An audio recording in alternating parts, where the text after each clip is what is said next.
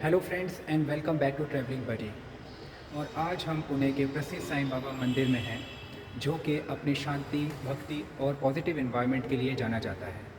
और अगर आप भी साईं बाबा के लिए भक्ति और आस्था रखते हैं तो ये वीडियो आपके लिए है।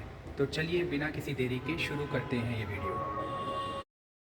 हमने अपनी यात्रा शुरू कर दी है। सुबह के ठीक 6 बजे मैं विमान नगर से पुणे अपनी टू व्हीलर पर निकला हूँ श्री साईं देवस्थान के लिए, जो कि आलंदी रोड में स्थित है।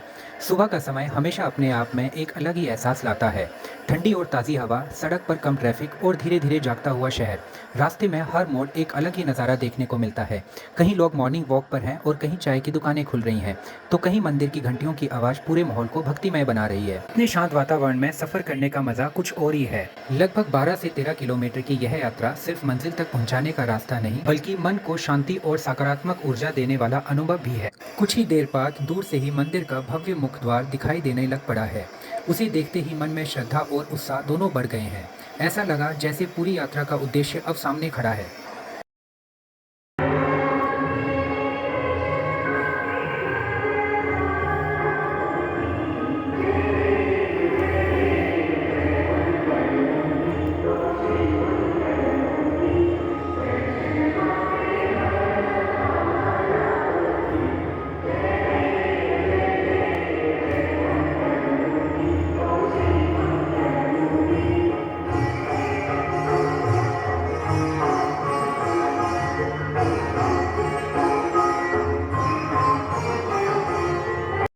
साईं बाबा के मुख्य दर्शन करने के बाद जैसे ही हम आगे बढ़ते हुए कक्ष में पहुंचते हैं, वहां साईं बाबा की एक और आकर्षक और मनमोहक प्रतिमा स्थापित है।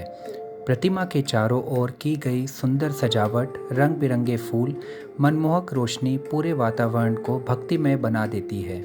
यहाँ कुछ पल बैठकर ध्यान लगाने या शांत मन से साईं बाबा के दर्शन करने का अनुभव सचमुच शब्दों में बयान नहीं किया जा सकता है।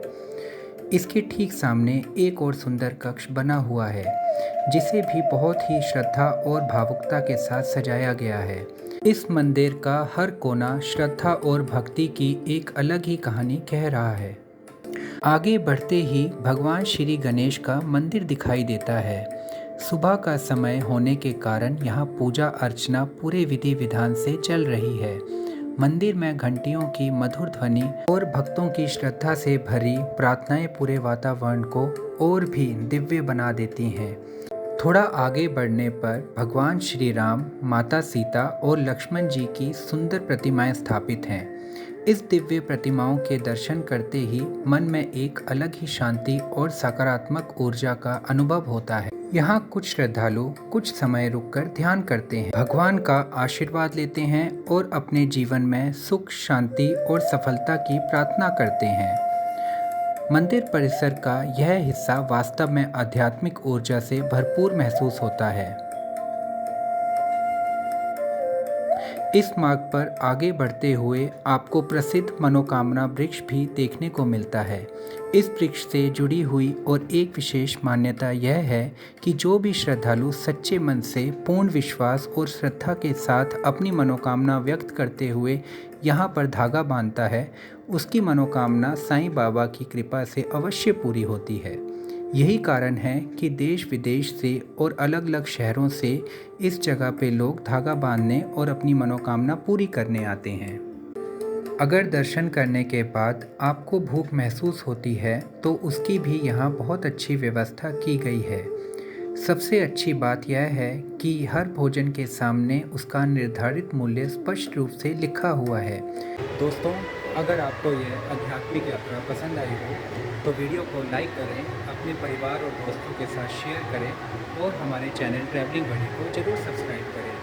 आपकी एक छोटी सी सपोर्ट हमें ऐसी ही खूबसूरत और आध्यात्मिक जगहों तक पहुंचने की प्रेरणा देती है। मिलते हैं अपनी नई वीडियो में, तब तक अपना ख्याल रखें, खुश रहें और भगवान की कृपा हमेशा आप पर बनी रहे।